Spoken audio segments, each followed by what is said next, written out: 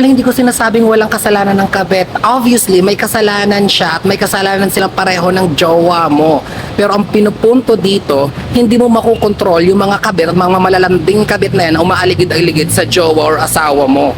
Dahil kahit anong gawin mo, aaligid at aaligid talaga yan sa jowa mo. Ang tanong dito, sino ang may obligasyon sa'yo? Sino ang nangako sa'yo na mahal ka niya at magsasama kayo habang buhay at ikaw lang sa puso niya?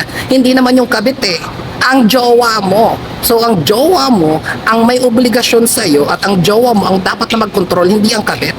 Kahit pa maghubot-hubad yung kabit na yan sa harapan ng jowa mo, kung ang jowa mo ay talagang mahal ka at totoong loyal yan sa'yo, walang mangyayaring cheating. Ang problema kasi natin, tinatarget natin yung kabit at sinisisi natin lahat sa kanya.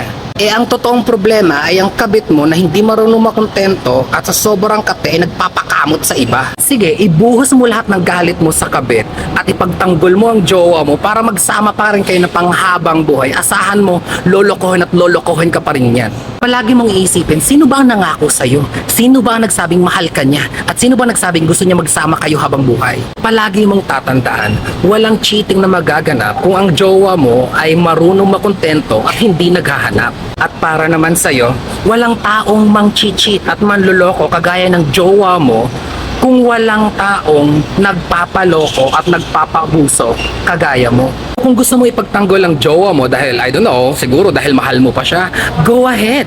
Ibuhos mo lahat ng galit mo sa kabit. Ipagtanggol mo ng ipagtanggol ang jowa mo para tuloy lang ang relasyon ninyo. Alam mo kung ano mangyayari in the future? Pag nangaliwa ulit yan, mas magiging maingat na yan. Hanggang sa tumagal na ang relasyon ninyo nang hindi mo alam na pinaglololoko ka na pala niyan. Patuloy kang lolokohin yan dahil may ganyang ka mentality. At alam niyang kahit anong gawin niya, patuloy mo siyang papanigan. So once again, walang mang-cheat at manloloko na kagaya ng jowa mo. Kung walang magpapaloko at magpapaabuso na kagaya mo. So sige, magpaabuso ka lang. Kung dyan ka ba masaya edi go!